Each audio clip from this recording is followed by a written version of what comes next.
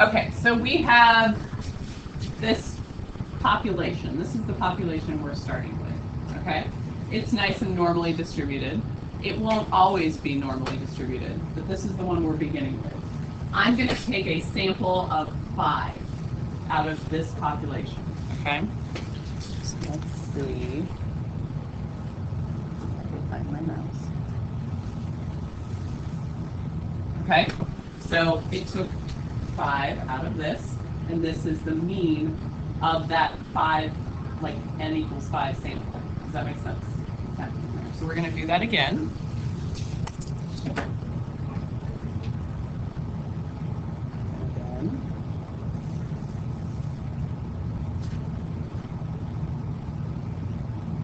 Would this take a really long time if I keep just doing samples, 1 sample at a time of 5? Yes. So, but do you see how varied each sample can be? Along here, the average of that sample, okay? So let's do a whole bunch of them at once. So I'm going to do 10,000. Put them all on there at once. What do you notice that's starting to happen? Yeah, it's becoming, let's do another 10,000. Is it getting closer? Do you see how it's changing a little bit? And another 100,000. Okay, I'm going to try to fit a normal model to this. Does it fit pretty closely? Okay, so your one sample may not meet the mean of this at all, but if you sample all possible groups of 5, your distribution at the end, your sampling distribution ends up being a normally, like a normal distribution with those attributes. Does that make sense? We're going to do a lot more with that, but that's the I think it's hard for you guys to wrap your head around. Okay, so over and over and over and over and over, I'm taking these samples of the same size. You don't have to do that by hand at any point, don't worry. Okay.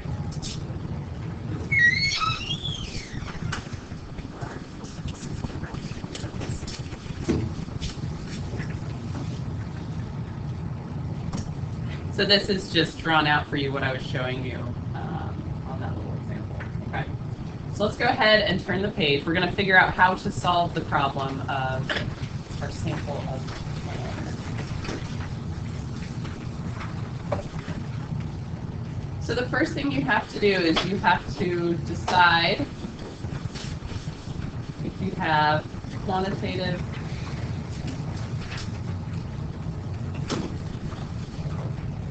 or categorical.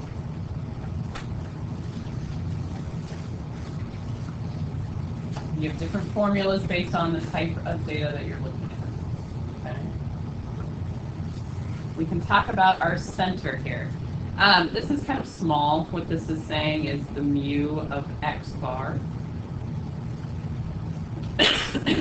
That's the mu of your sampling distribution.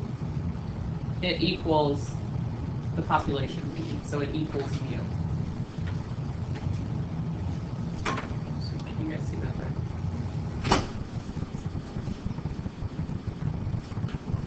You can see it here. That's if we have quantitative data. That's when we talk about x bar, right? Or mu. What do we talk about if we're looking at categorical data? You guys remember? The p's, right? The proportions, okay? So this, again, it's kind of small. Mu of p hat is equal to p. So remember, the p hat and the x bar, those are from your samples, okay?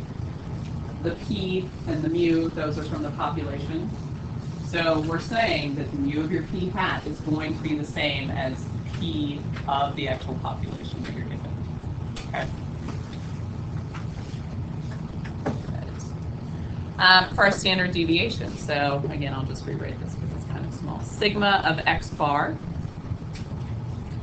is equal to sigma over square root of n. You guys remember in the first unit when the one formula had the square root of n in the denominator, and we said we didn't really need that right now because our sample size was always 1. Okay, that changes. Now n is going to matter for us. For categorical data, your sigma of p p hat is the square root of p times 1 minus p all over n.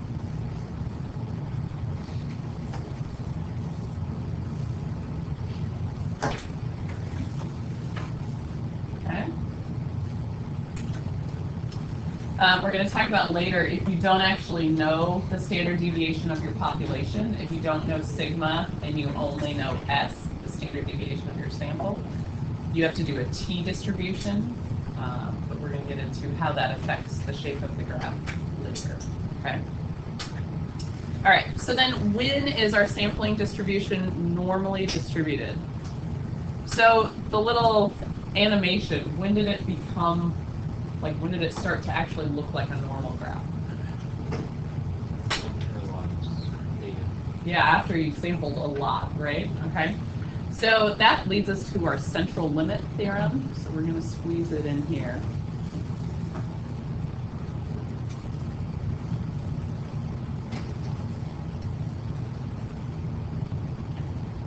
If your sample size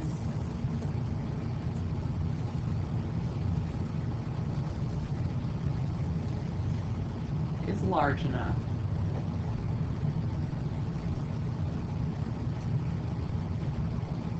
and for us that means n is greater than or equal to 30, your sampling distribution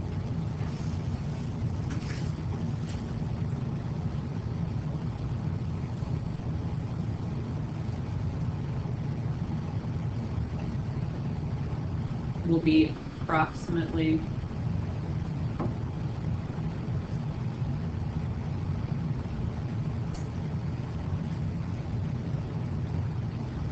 normally distributed.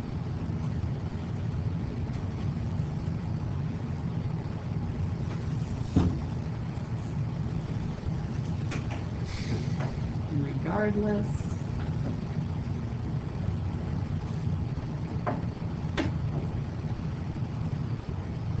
of the original,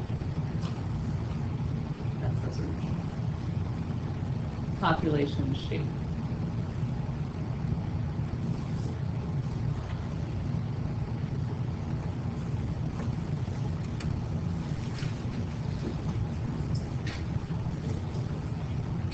So your original data, your original population can be completely skewed one direction or another, but if you take samples that are large enough and do a sampling distribution, it will end up being normally distributed, approximately normally distributed. Okay? Nothing is ever perfectly normal. I don't know that I've emphasized that enough with you guys when you're writing that in your answers, like with the normal probability plot. It's nearly linear or approximately linear, which leads us to think the data is approximately normally distributed. Okay, always include that when you're describing it. I didn't take off on your test for this, but be careful with your wording. Always include approximate or nearly. It's close to that. Okay. All right. So the way we test this to decide if our distribution is going to be normal, if we have quantitative data, your check you have to do every time is n is greater than or equal to 30, or the original population is normally distributed.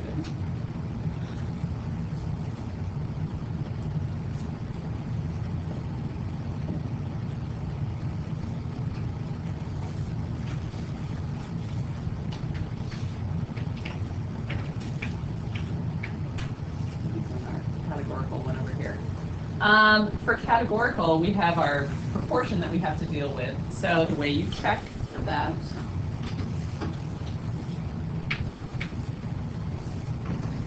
you're going to do n times p, and that has to be greater than or equal to 10, and n times 1 minus p has to be greater than or equal to 10. So you have to show both of those things when you're checking. We're going to start checking conditions in this unit.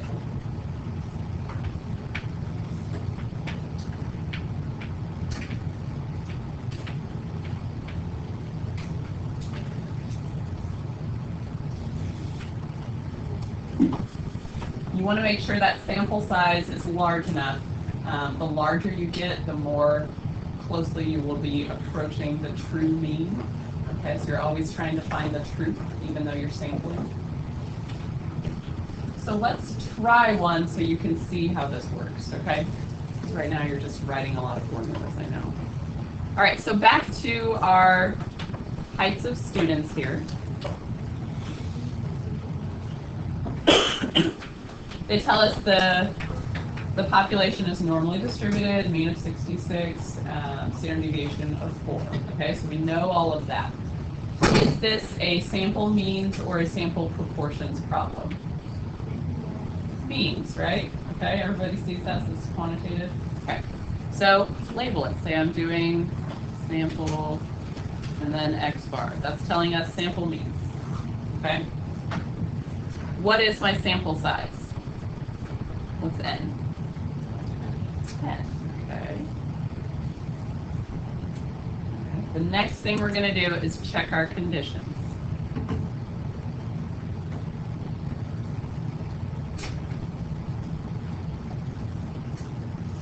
All right, so to decide if we can use a norm CDF on this, we would need to know the sampling distribution is normally distributed. Is N greater than or equal to 30? No, so that can't be what our check is. What's our other option then? Yeah, is our population normally distributed? Yes, okay, so we can say population normal, and we know that because it was stated, okay? So that's your first check. And then the other thing you always end up checking is, do we have a random sample? Does it say random sample in this one? It just says sample, right? Okay, so it's not stated that it's a random sample. We're going to assume that it's random, okay? But you still have to write that down. So random sample,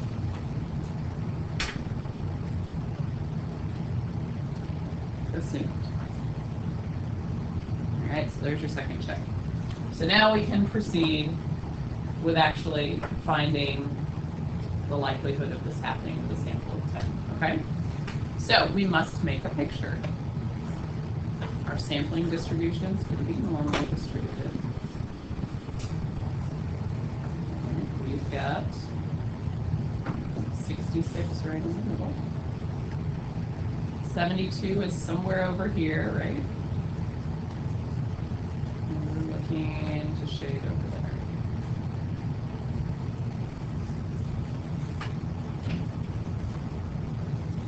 All right, so a couple things we have to establish here. I don't just want mu, because I'm not talking about the population. I'm talking about the sampling distribution with the sample size of 10. So I want a mu of X bar. So like the mean of my sampling distribution. What does that equal? 66. Yeah, it is the mu of the population. Okay, so this is 66. All right, then we have to find sigma of the sampling distribution. We had a formula for this. What was it? Okay, so now over square root of n. Write down the formula. Show me you know that. And then we can plug in our values. What was the standard deviation of the population? 4 over square root of 10. Okay. You can go ahead and key that into your calculator. What if you can't? You guys sharing back there? Sharing is here. All right, I'm just going to jot down 1.26. That's close enough. Okay. So that's the standard deviation of our sampling distribution. That's significantly smaller than the standard deviation of the population, right? Okay. So now let's figure out the likelihood of this. So we're going back to finding a percentage, like finding the area under the curve in that little shaded region. So you're still going to use norm CDF, okay? So norm CDF. I'm going from 72 all the way to the right. And then instead of just mu, I have mu of x bar, so 66, label it mu of x bar. And then instead of standard deviation of the population, I'm using my new standard deviation of the sampling distribution, which is 1.26. So label that sigma of x bar. Okay. And calculate this for me. I'm going to write approximately. What do we get? Yes. Okay. Yes. Yes, because we're not talking about the mu and sigma of the population. We're talking about the mu and sigma of your sampling distribution. Okay. That's why you had to write it in the others, because it does change depending on what we're doing. All right, what do you guys get?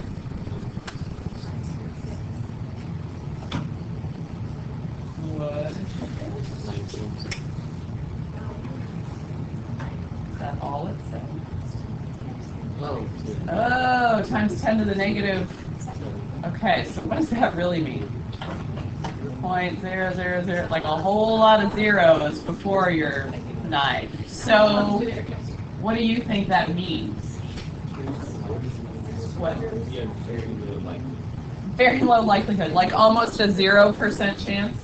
Yeah, so I would say it's approximately 0% of samples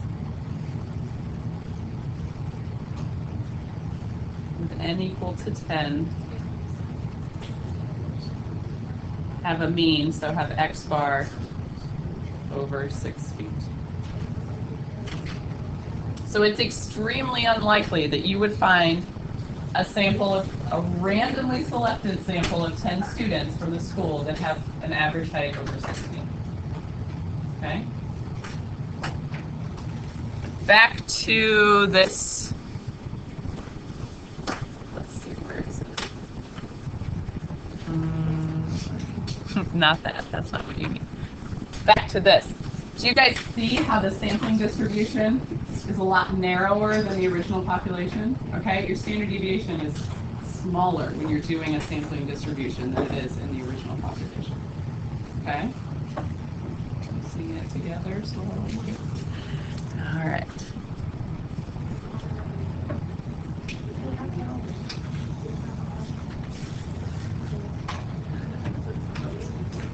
There we go. Okay, any questions on that first one? So guys, if you see this on a quiz or test, I want all of these details included, okay? I need you to tell me, hey, I know it's a sample means problem. I need you to check your conditions. You know your sample size, you know your mu of x bar, your sigma of x bar, you've given me a picture. You've shown me what you're doing on your calculator. Like, all of this has to be there. You can't just get to this problem and go, oh, about 0%, and that's your answer. Okay, that's not complete. That doesn't give me everything I need. All right. Let's try again. So let's look at the next one here.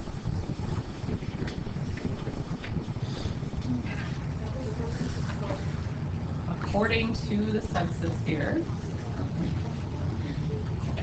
I think that's supposed to say like 2000 census, not 200 census. Census from the year 200. Yeah, go ahead. All right, 80% of U.S. citizens have earned a high school diploma. We're going to take a sample of 120 U.S. citizens. So what do you think? Is this proportions or means?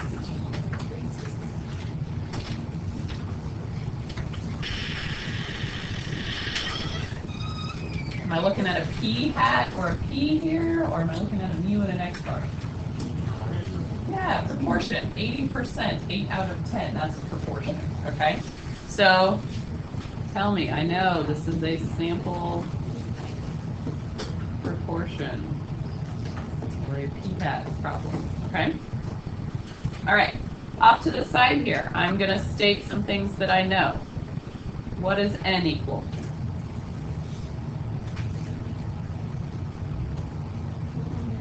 $120. Yes, there's 120 people. All right. What about P?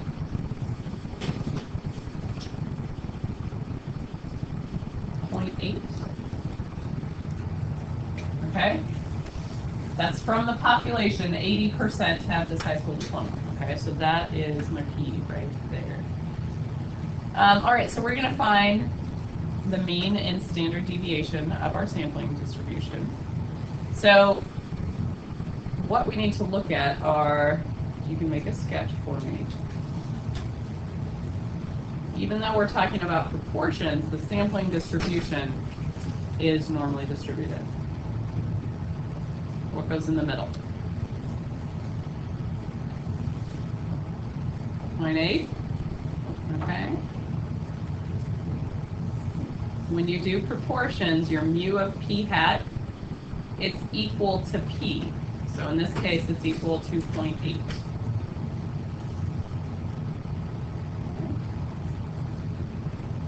Your sigma of p hat.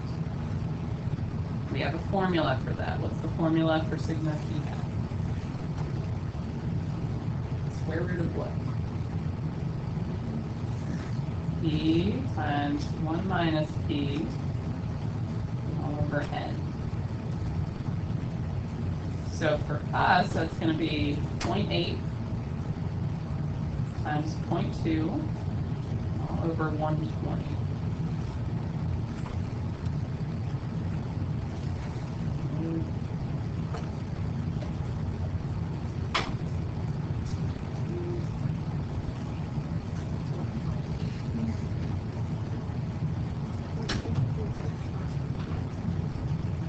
Back there, 0.0365.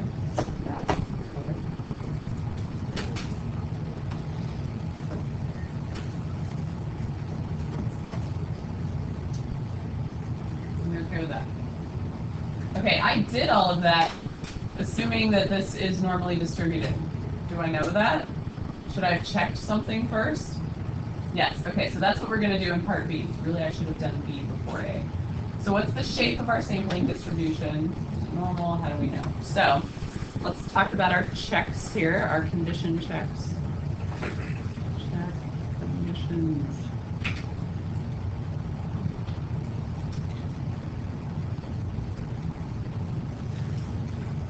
The way you check for normality with a proportion is you have to do n times p. Remember, we're looking to see if that's greater than or equal to 10, and n times 1 minus p. Is that greater than or equal to 10? Okay.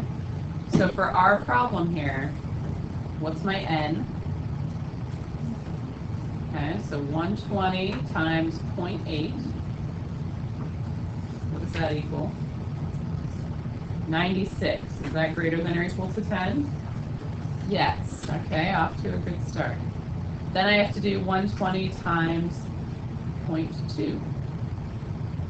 What does that equal? 24. That is greater than or equal to 10. So, check. We know that it's going to be normally distributed, approximately normally distributed. So we would say the shape of the sampling distribution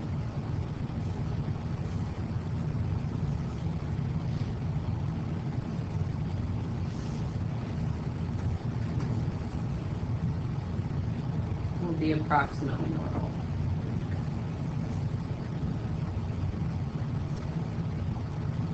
Or approximately normally distributed.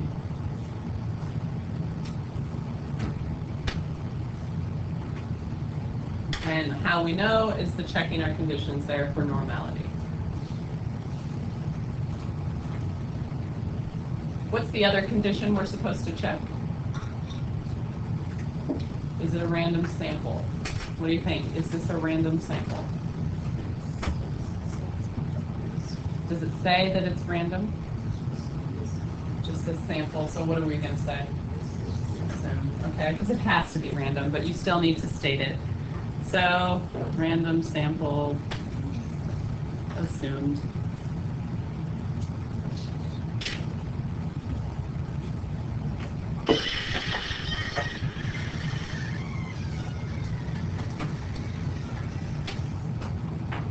All right, we okay with parts A and B? All right, part C, suppose the sample was 30 Americans instead of 120. Would the center shape or spread of our sampling distribution change, and why? Okay, I want you guys to think about this. Something's definitely going to change. Maybe a couple of things. So I'll give you a few minutes here to think about this.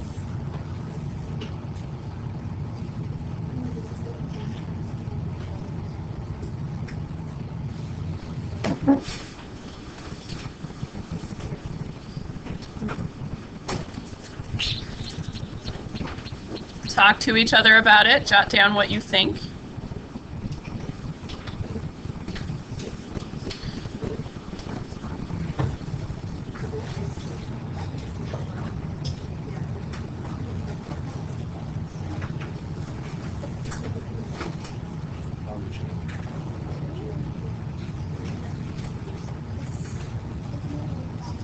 I'm just going to take attendance while you guys are talking.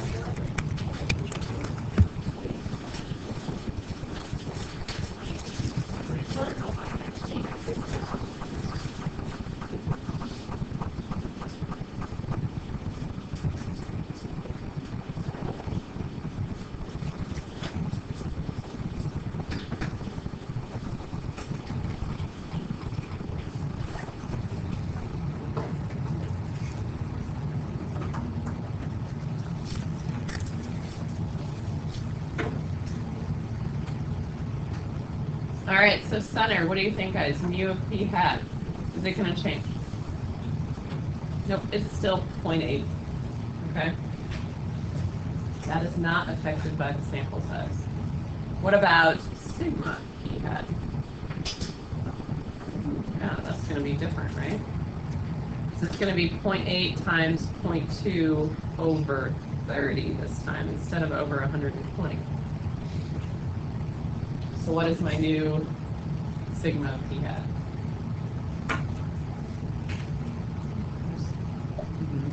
Did you guys talk about that to each other? Does that make sense to you why that one's going to change? I'm changing one of the values in the formula. Sample size definitely impacts the standard deviation of your sampling distribution. Okay, so center, no. Spread, yes. What about the shape? Yes, I hear a yes. Why do you say yes? Yeah, it doesn't work when you do the n times p, n times 1 minus p, right? So your check here, when you check this condition, if you do 30 times 0.8, all right, that's 24. That's still bigger than 10. But 30 times 0.2 is only 6. That is not greater than or equal to 10, so not met, okay? So you don't know that it's normally distributed anymore. Your sample size is too small to guarantee that. Okay, yes? So if you know it's not normally distributed, then like... You can't do like the norm CDX because that's based on a normal distribution. Would the mean still like work? Like The mean is still going to be like, that's still the mean, but the shape of it, like, okay. I don't know, could be skewed one way, could be uniform, it's not going to be normally distributed.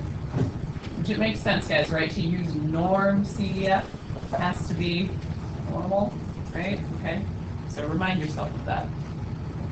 All right.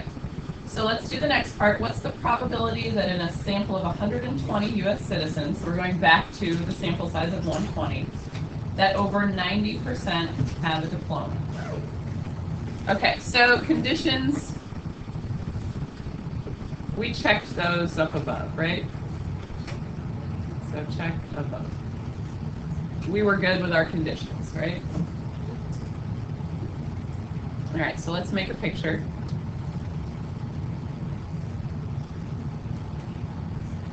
In the middle, I've got 0.8 for the 80%.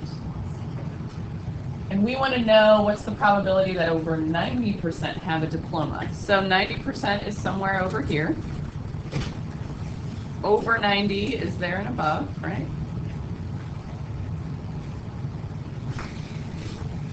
Okay. tell me things that you know. What is mu of p hat? 0.8. We found sigma p hat up above, right? Didn't we already do that in the first step? Yeah, everybody with me there? Okay, we don't need to do it again. 0.0365. You can also tell me you know your sample size. It's 120. Okay. What do I do with this information to actually find that probability, the area of the shaded part? Norm CDF. Good.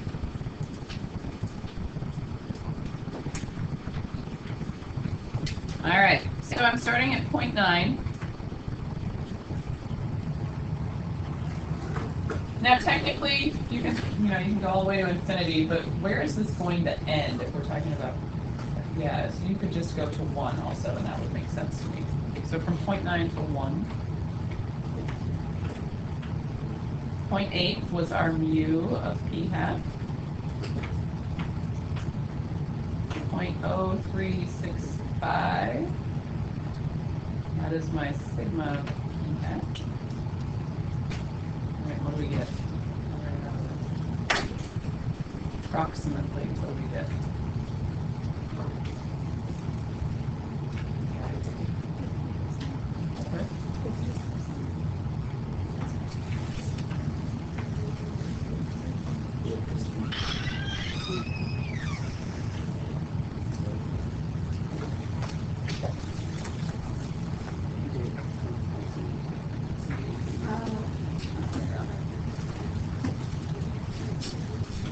All right, are you getting like 0.003?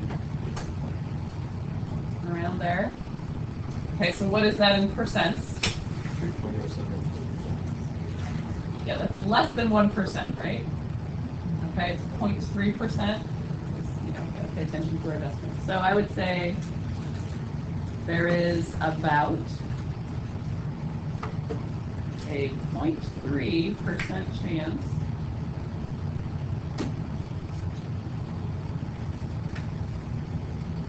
that a sample of 120 U.S. citizens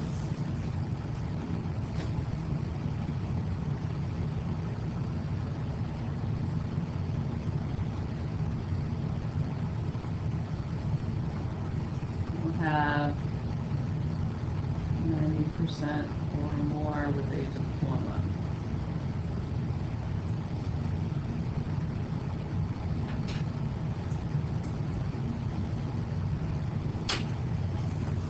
Because we're not just saying there's a 0.3% chance that one U.S. citizen has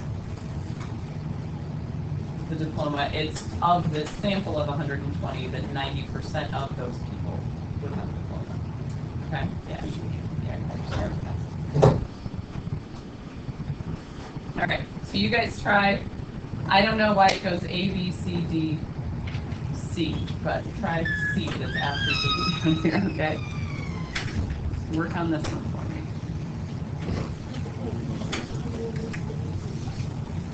So your sample size has changed.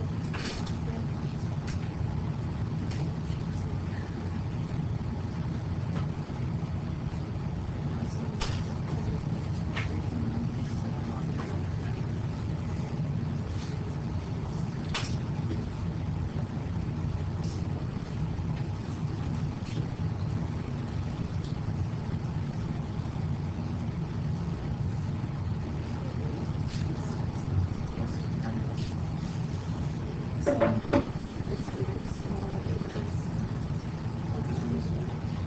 so it's a very similar idea, but tools are simplified.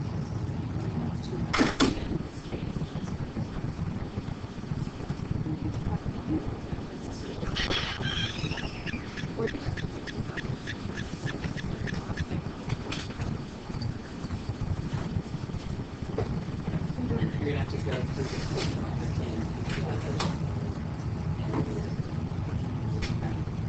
and then when you think about your picture,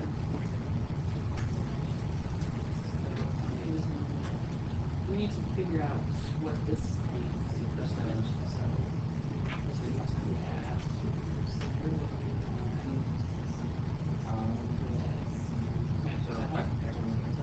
Well, yeah, you gotta do this stuff first. Okay? But then you are going back to that price for the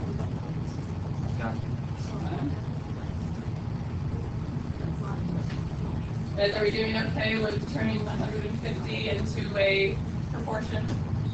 Yes, you recognize it.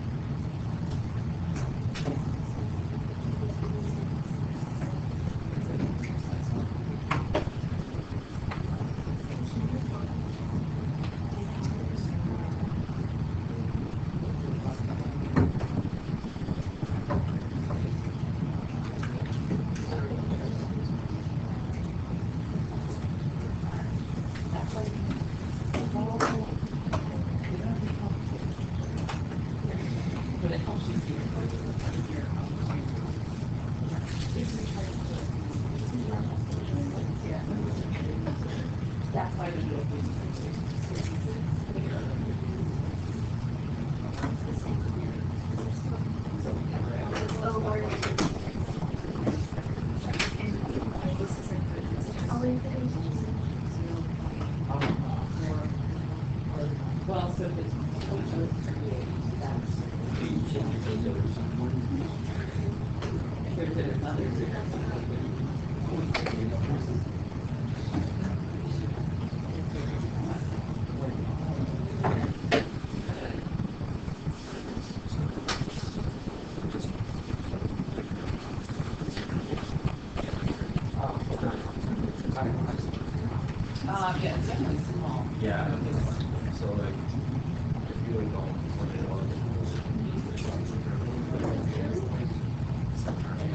Yeah.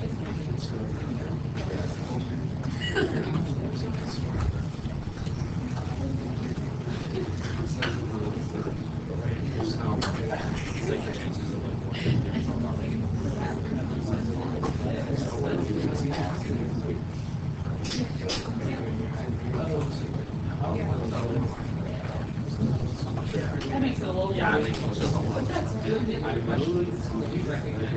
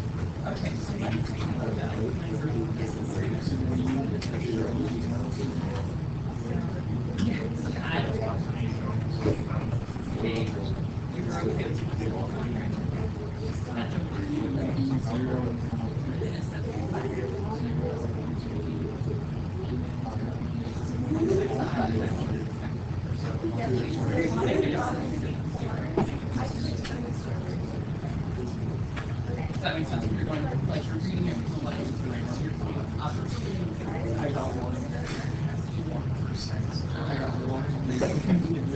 I don't think that's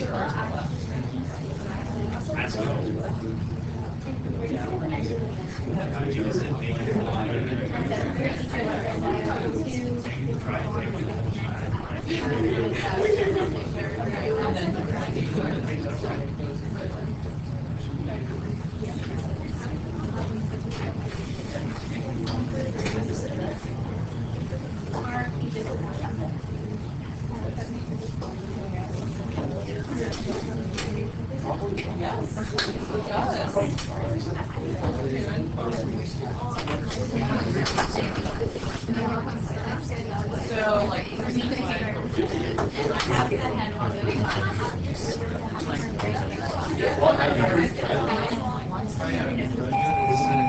okay, good. So vote right after lunch, okay?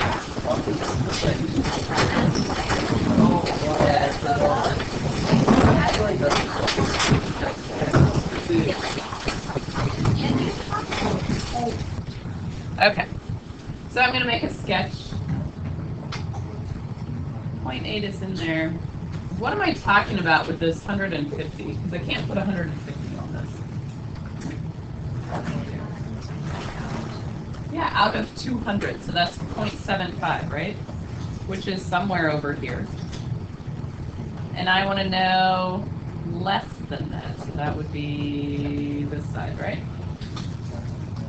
Okay, so you're going to use your calculator. Norm CDF. 0 or negative infinity, it really doesn't matter. 0.75, 0.8, 0.028, and this was mu of p hat. 6 p hat. We're okay with that. And you get approximately 3.7%. So what does that mean? Like, what's the contextual answer to this? Troubles? Mark, you got a question? Yeah. I get 0.75. The 0.75? So this, because it says we're looking for the probability that less than 150 out of 200. That's not a proportion yet. I need to make it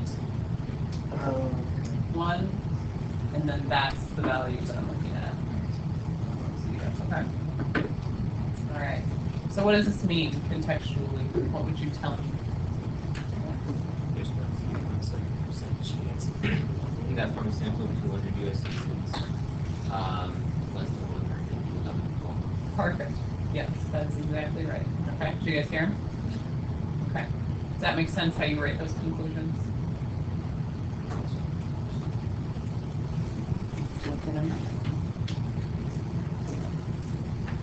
Okay, number 2 here. I want you to do A and B, and then we'll go through them together. So the first one is looking at one randomly selected apple, okay? And part B is talking about a sample of 3 apples having the average, okay? So see if you can approach those slightly differently. We'll give you some time.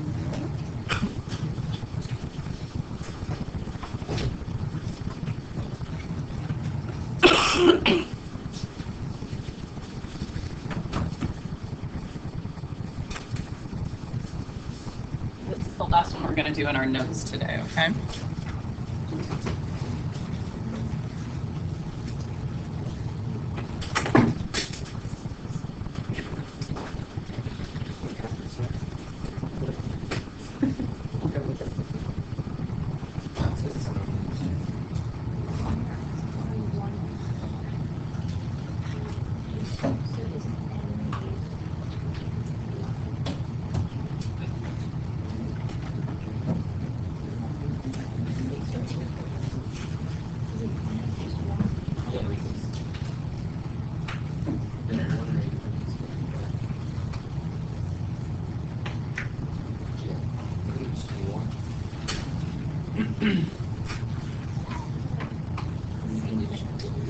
Talk to each other as you're working on it, guys.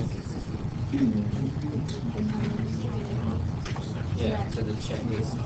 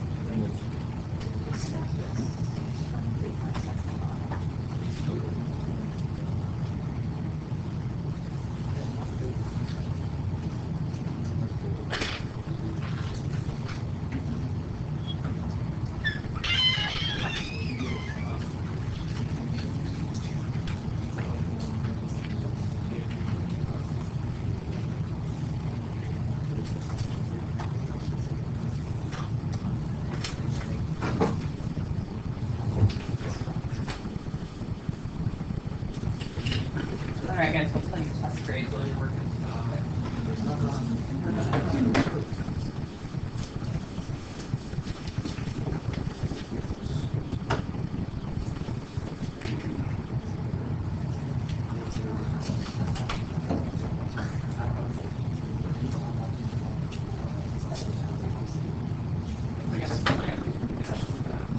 What's happening here? Oh, I see.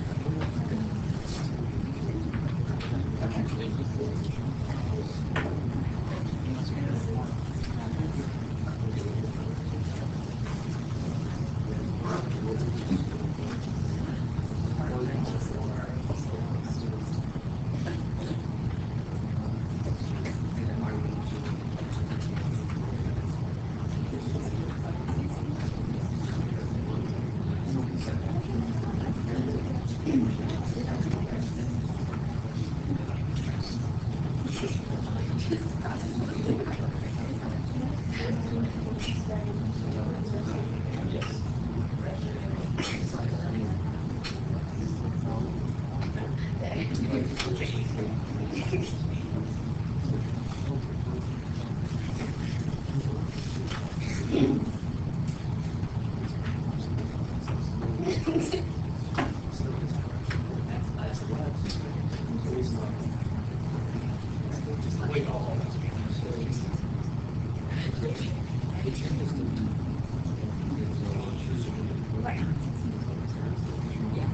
Yeah, this is the percentage.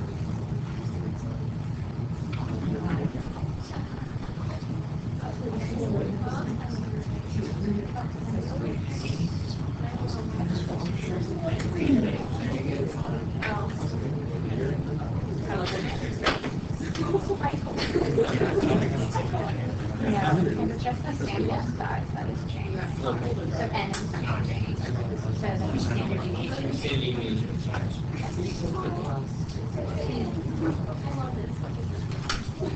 Very good. Is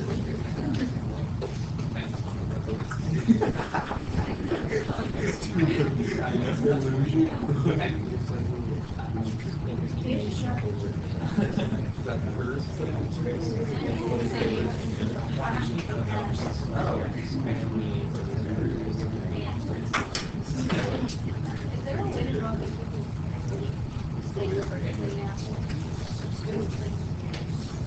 Sorry, we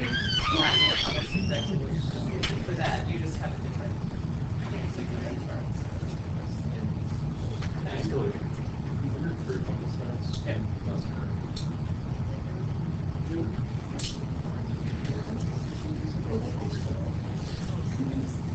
The picture.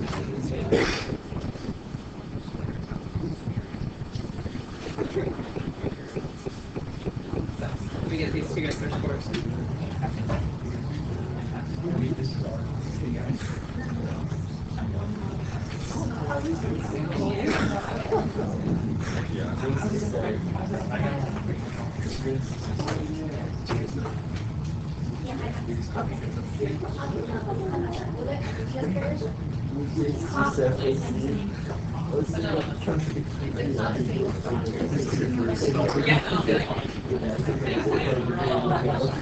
I knew this was gonna happen.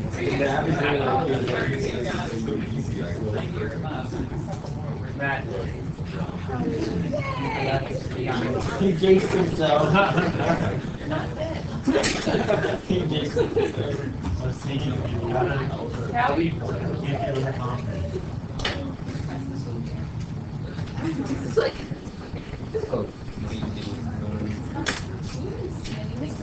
Yeah. It's stated that it's normally distributed. If you're checking your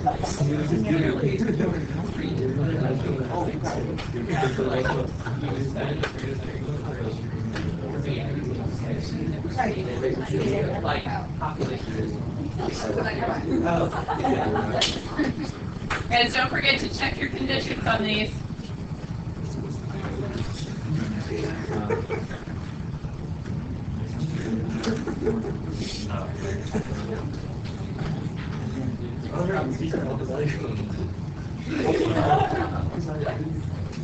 Yeah, that's just.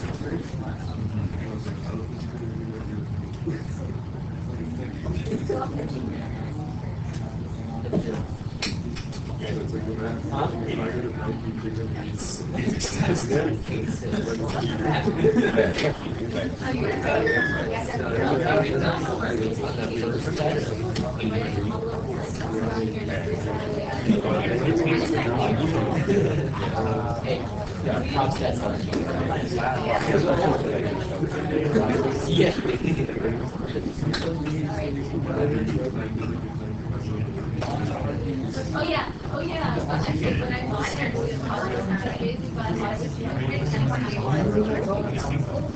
Yeah. Where is the I was like, okay. I don't know, it was like having, it having a mind. And I thought it was just supposed to work.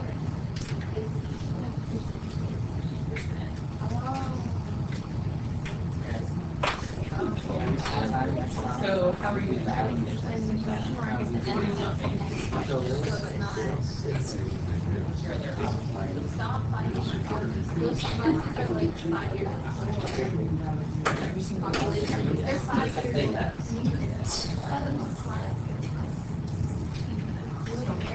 End of their life. Like, no pictures.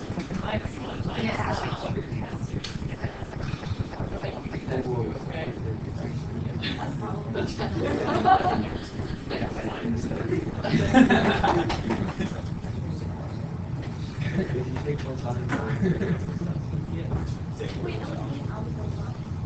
was gonna drop that because I remember it's like very my mother was like, I got something else. And then I was like, you get rid of the X equal. You get rid of the X equal. So I was just like, right, so that's very interesting, but I don't know what those two answers are. Like, it could have 70%. Yeah, I was just like, I didn't have money for like the entire like day.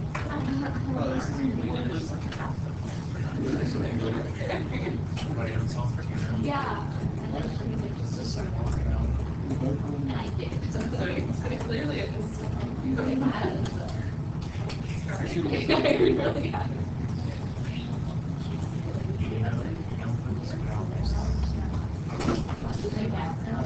Yeah.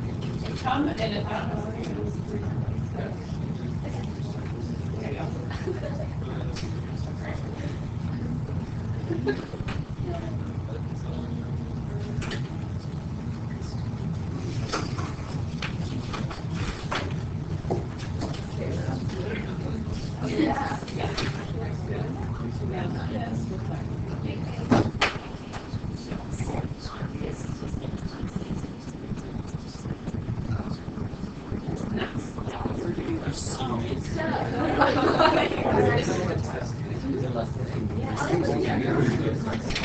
Like right out everything, all of those little details. For sure, one more. Thanks, Kelly.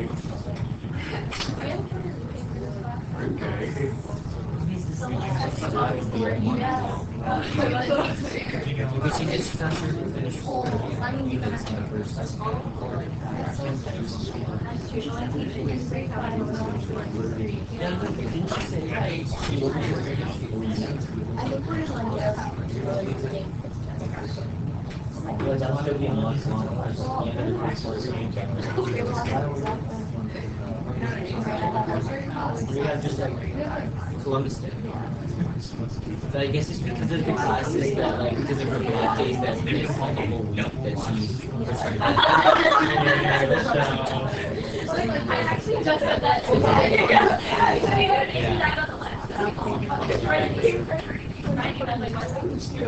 Yeah, I feel like she's really one point. Yeah, I was like,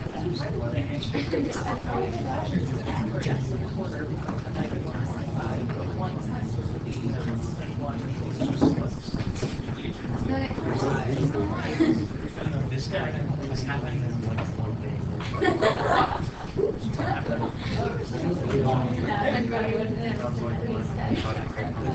The quiz?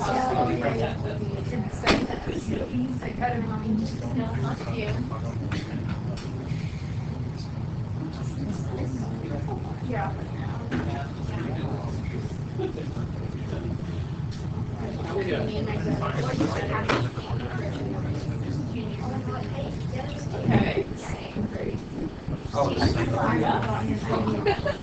Lots of different answers for the first one. Let's see what we're supposed to be.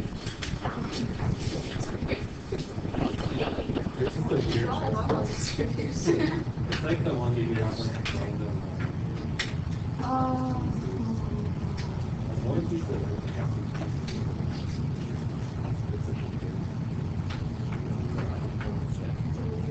No.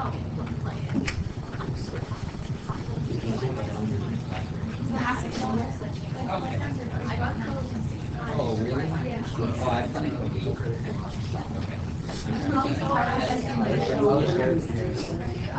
thought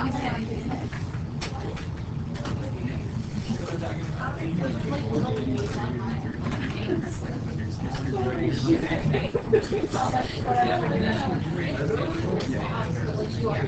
writing that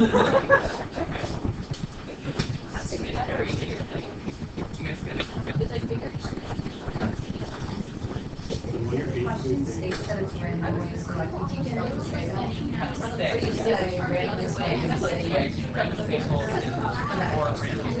I don't know. You're gonna write one or the other. Is it better not one? So I'm not gonna give you the rules that aren't random.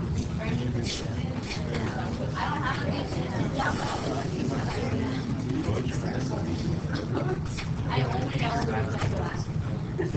Wait, actually, I think I did that.